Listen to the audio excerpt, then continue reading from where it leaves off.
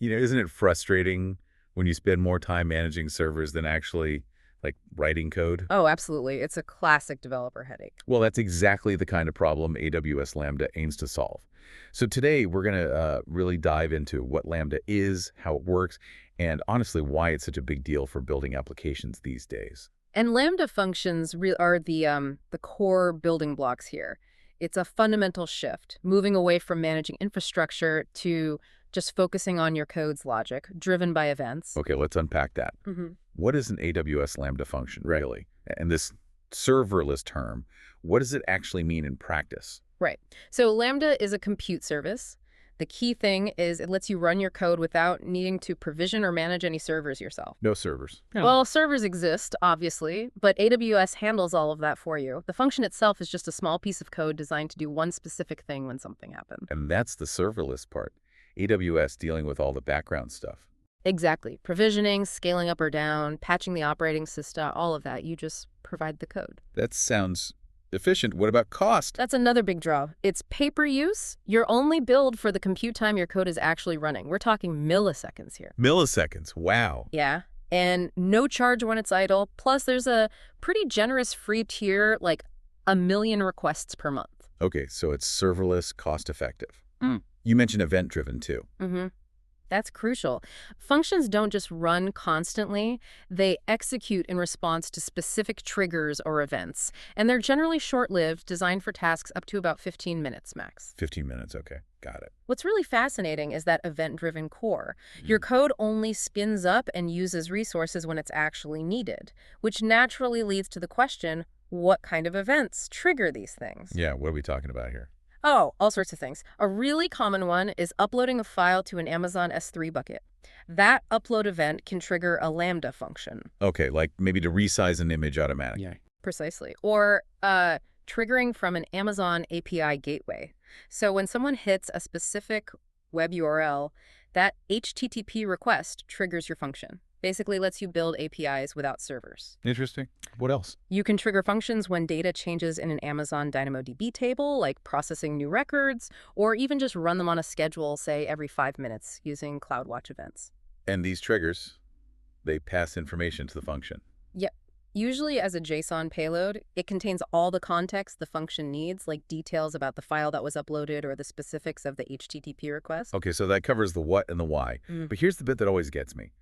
How does AWS actually run the code when a trigger fires?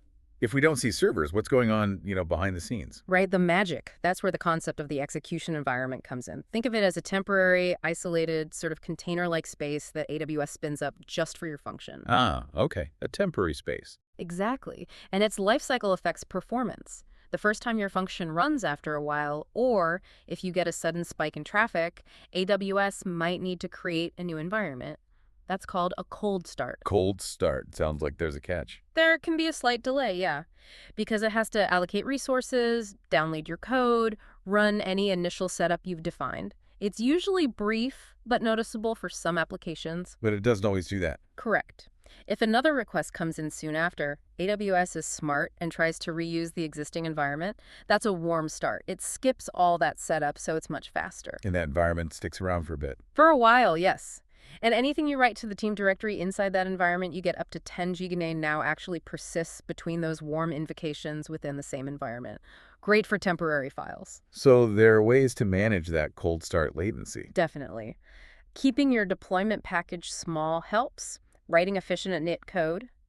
And for really critical stuff, there's a feature called provision concurrency, which basically keeps a set number of environments warm and ready to go. Got it. So thinking about someone just starting out, maybe wanting to try Lambda, what are the key takeaways for them? Well, the big benefits are, first, ease of use. You really can just focus on writing your code, your business logic, forget the server patching. Right. Second, it's super cost-effective, especially for workloads that aren't running constantly. That pay-per-use is powerful. And third, scalability is automatic. AWS handles spikes in traffic for you.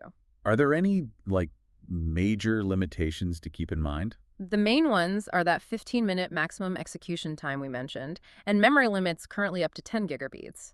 But honestly, these limits kind of encourage good practice, building small, focused functions that do one thing well. It fits nicely with microservices thinking. Right, it pushes you towards a certain architecture. Exactly. Ultimately, Lambda just abstracts away all that server management complexity. It lets you build really scalable, event-driven applications much faster with more flexibility. It's a huge enabler for innovation. So think about the possibilities this opens up for you, the listener.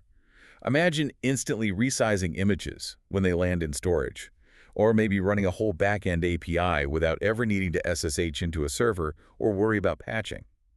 What kinds of tasks, big or small, could you simplify or automate if servers just weren't part of the equation anymore? It really changes how you approach problems. Definitely something to think about. We really encourage you to explore what serverless computing with Lambda could do for your own projects.